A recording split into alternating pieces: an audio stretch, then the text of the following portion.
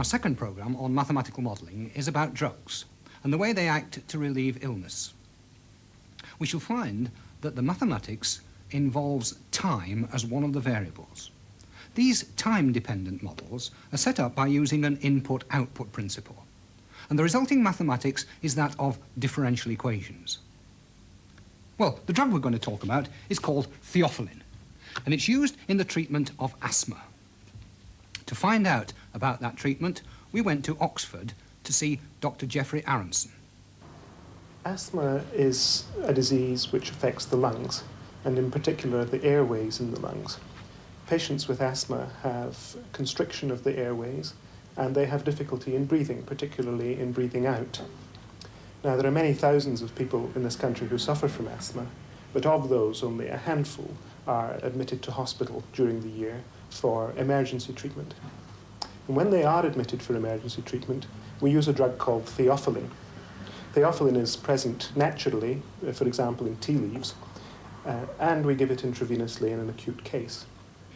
Now, until the last few years, there was no good way of knowing how much drug any individual patient needed to achieve a good effect.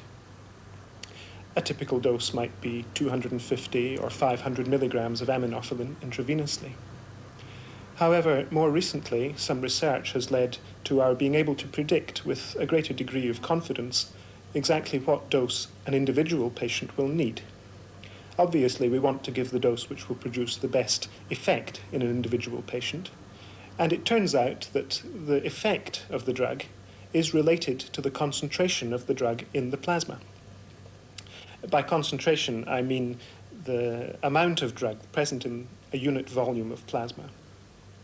Now, we know that the effect is related to the concentration of drug in the plasma because experiments have been performed relating the two. And the way we measure the effect is by measuring how well the patient is able to breathe. And to do that, we can use a variety of different techniques. But for bedside practice, for looking at the patient, we use a simple machine like this. It's called a peak flow meter. And it measures how fast the patient can blow at an instant. He puts his mouth around the mouthpiece, takes a deep breath in, and blows as hard and as fast as he can into the machine. The machine then registers a figure, which we call the peak flow rate. I'll show you.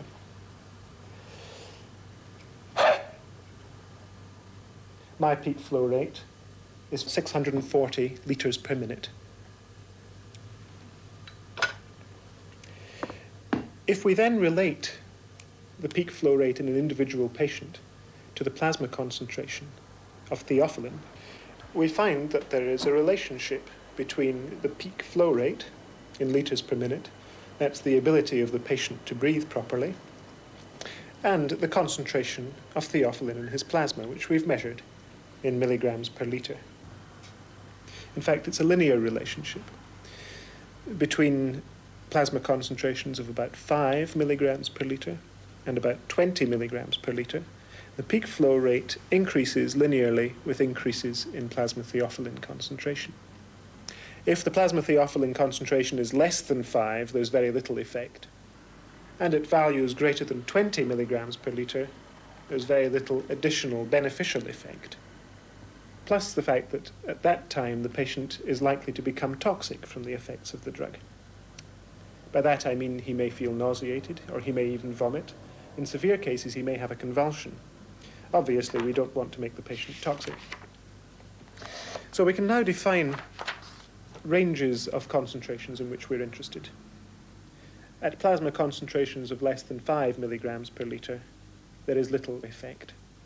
At plasma concentrations above 20 milligrams per litre, there is a toxic effect. And at plasma concentrations between 20 and 5 milligrams per litre, there is a beneficial effect, or as we call it, a therapeutic effect. Thus, the physician has to be careful in choosing the correct dose for his patient if he wants to produce a therapeutic effect, while at the same time avoid causing toxicity.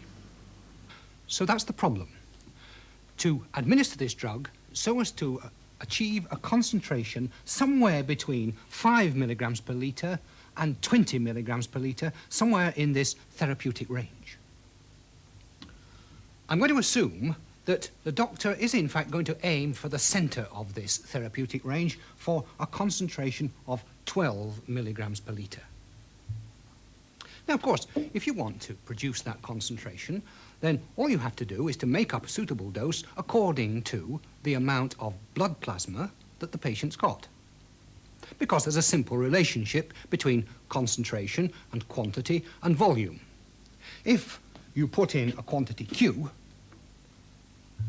milligrams, and that is spread over V litres and produces a concentration of C milligrams per litre, then the relationship between C and Q is given by C equals Q over V, where V is the volume into which you're putting this drug. What is V? Well, it's certainly not the volume of the patient's body. In fact, it's really a sort of nominal volume, which can only be properly defined for a patient by turning that relationship inside out.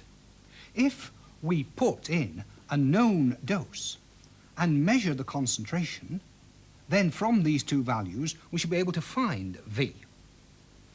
But even that very simple idea is fraught with difficulties, as Dr. Aronson tells us.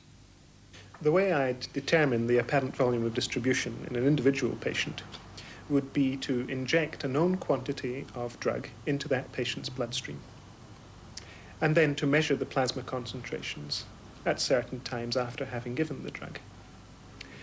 I would inject the drug into a vein in the patient's arm, inject it slowly, and then wait maybe 5 or 10 minutes to allow the drug to equilibrate throughout the blood and to start distributing into the tissues.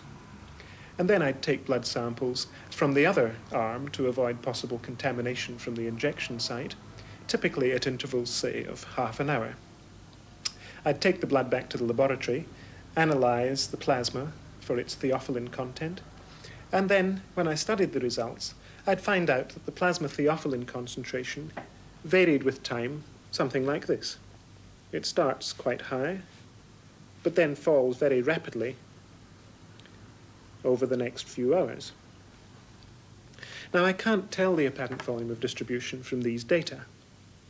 At times when I know the concentration of theophylline in the plasma, I don't know how much drug is in the body, because the drug is distributed rapidly through the tissues, and some of it goes to the kidneys, which excrete it into the urine. However, at a time when I know how much drug was in the body, that is, the dose which I gave at the beginning, I don't know what the plasma concentration was. So I have to try and analyze these data mathematically. I have to try and derive a function which will tell me the relationship between plasma concentration and time. And to do that, I need to develop some sort of mathematical model. If I can develop a satisfactory mathematical model, then I can do two things with these data. Firstly, I'll know how to extrapolate this line back to the vertical axis, which will allow me to work out the apparent volume of distribution. And secondly, I'll be able to extend it in this direction, so that I can tell at what time the plasma concentration falls below our theoretical minimum therapeutic value, and I'll know when I ought to give the patient another dose of theophylline. So you see, the whole thing is getting a little bit more complicated than we thought. And this very simple model won't do. In that picture, we thought of the patient as just a vessel with a known volume into which we put a quantity of drug in order to produce a required concentration. And now we discover, first of all, that there are problems associated with what the volume is exactly, and secondly, that the vessel leaks, as it were. As soon as the drug's put in, it starts being excreted. What we have to do is to recognize that quantity and correspondingly concentration are both really functions of time, that they change from minute to minute.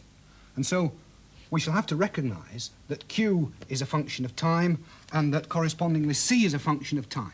But of course, at any given time, there will still be this basic relationship that the concentration is the quantity divided by the volume. What we need to do, though, is to set up some mathematical model which will explain the experimental results that Dr. Aronson has found. we need to set up a model in which we recognize the dependence of both concentration and quantity on time. The input-output principle is a pretty general method for setting up differential equations as mathematical models for time-dependent problems. Now, the problem we've got here is to find out how the quantity of theophylline in a patient's body will change with time. And the principle tells us that the accumulation of any substance over a period of time is equal to the input during that period minus the output during that same period. Let's look at a numerical example. Here's a patient with 100 milligrams of theophylline in his body, and suppose he gets a dose of 250 milligrams. That would bring the quantity up to 350. But suppose that during the same time interval he excretes 200 milligrams. So that will bring it down again to 150. So the net accumulation is just 50 milligrams, and that is equal to the input minus the output. Now we want to change this principle from words into symbols to be able to use mathematics on it. And to start with, we'll need symbols for the beginning and the end of the time interval. Let's take the beginning to be t, and so the quantity at that time will be q of t. And let's take the end to be a little bit later, so that the end of the time interval will be at time t plus delta t. And the quantity at that time will be q of t plus delta t. Then the difference between those two quantities at the beginning and the end will be the accumulation during that time interval of length delta t. Now, to complete our equation, we need to know something about the input and the output. I'm going to take the simplest case here. I'm going to assume that the input is 0. That corresponds to the situation when the patient is not actually receiving any injection of the drug. As far as the output goes, we have to make some kind of a physiological assumption here. The simplest assumption, and the one which has been found to work, is that we assume that the output is proportional to the quantity of the drug in the patient's body. Let's write it out in symbols. This is what it'll look like. Now, I've also assumed that the output is proportional to delta t, because the longer the time interval, the more output will be. And finally, our constant of proportionality, lambda. So that's the mathematical model.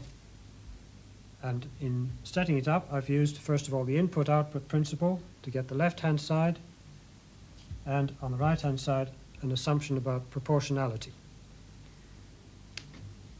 Now, there's one more step in setting this equation up, because some of the approximations we've made are the better, the smaller the time interval delta t. So it will be a good idea to turn this equation into a differential equation by taking the limit delta t goes to 0. To see how to do that, let's look at the left-hand side first. It's like part of the definition of a derivative. To make it more like a derivative, let's divide both sides of the equation by delta t. Then the right-hand side will simplify like this. Now, to complete the process, we'll take the limit as delta t goes to 0. The right-hand side is unaffected because there's no delta t in it now. And the left-hand side just becomes the derivative of q. So there's our differential equation, and it's a mathematical formulation of the time-dependent problem. Remember that in setting it up, I assumed first that there's no input, and secondly, that the output in a short time interval is proportional to the quantity present. Now, when we've solved these equations, then the next stage of modeling will tell us whether that proportionality assumption is justified when we compare the predictions of this equation with reality. So, the suggestion now is that this differential equation governs the way in which the amount of theophylline in the body varies with time. Of course, you get an initial input from the doctor. In fact, at t equals 0, the quantity in the body is d, the dose. And this is our mathematical model. And this is what we want to solve. Now, that differential equation appears in the text in a slightly disguised form.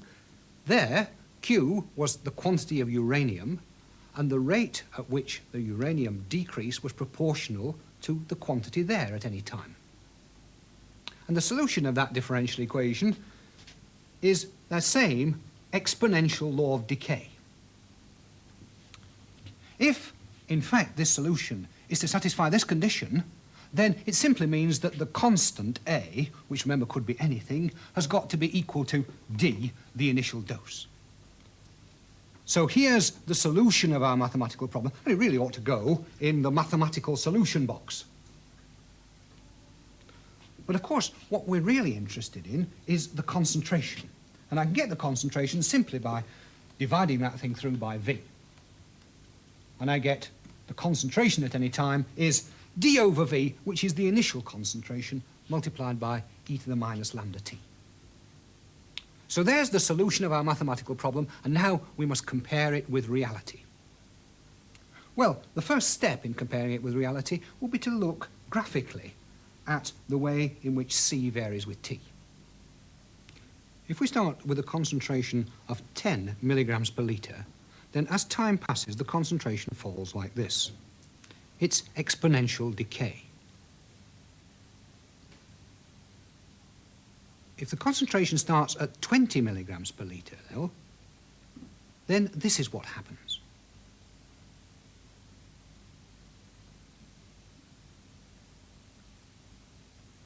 And for any initial concentration between 20 milligrams per litre and 5 milligrams per litre, we get a variety of curves like this. Of course, the graph also depends on the constant lambda. If lambda is large, then the concentration falls rapidly. If lambda is small, it falls more slowly.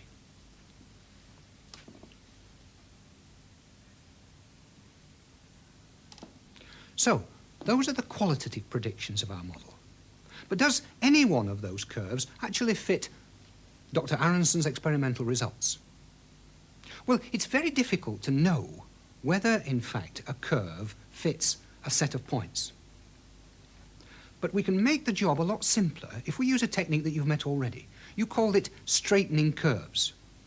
If we look back at the solution of our differential equation, then if we take logs of both sides of that equation, we get, on the left-hand side, the log of C of t, and on the right-hand side, we get the log of d over v, and then, because I'm using logs to base e, the log of e to the minus lambda t comes out very simply as minus lambda t.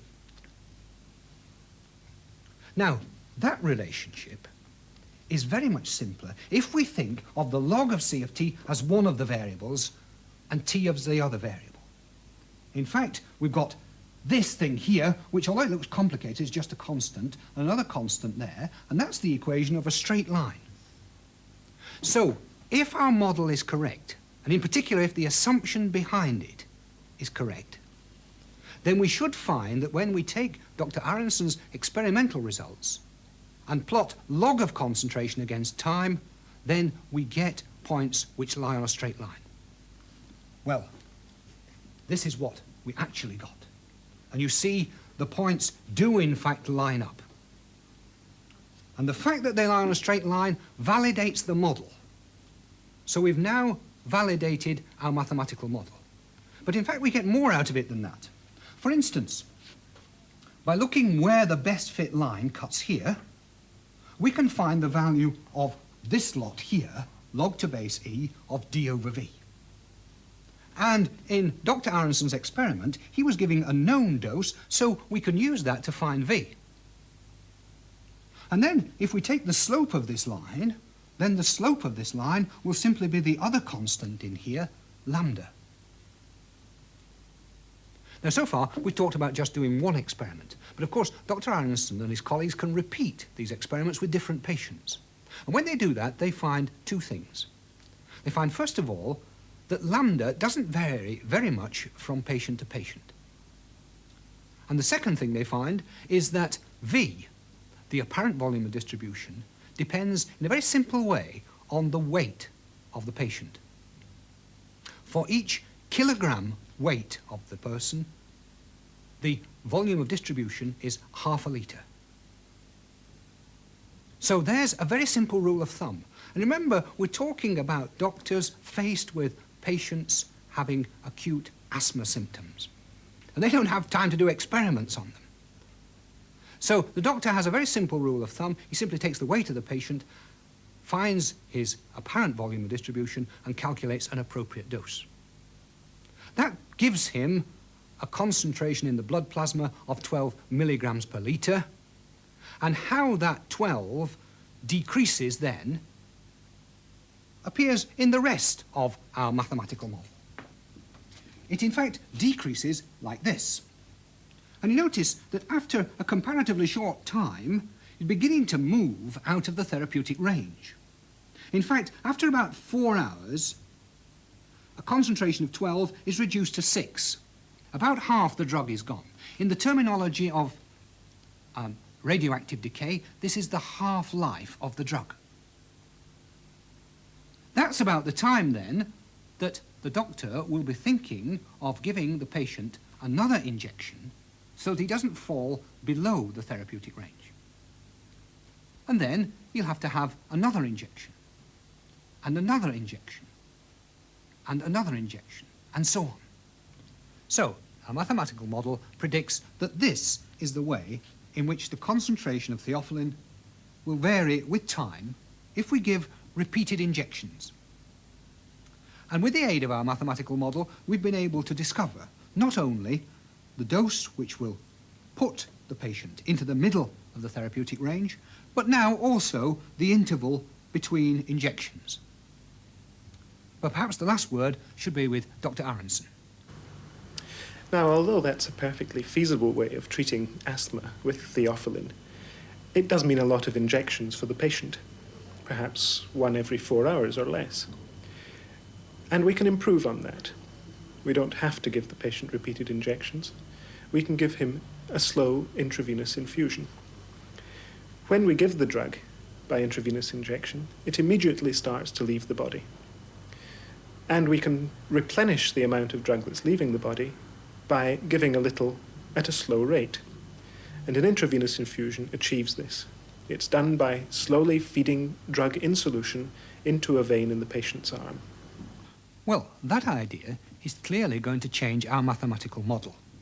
We're going to have to incorporate into the differential equation a term representing input from that infusion.